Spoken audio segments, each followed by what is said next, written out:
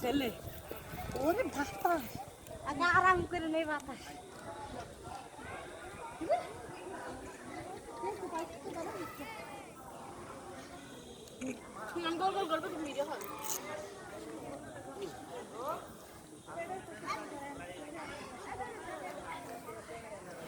ভাই আজকে আমরা কোথায় আসছি? এই জায়গাটার নাম কি?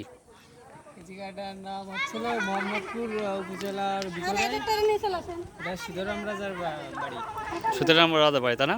কত কত সালে এটা হয়েছে? এক্স্যাক্টলি বলতে পারবো না, তবে ওখানে লেখা আছে। আচ্ছা আচ্ছা।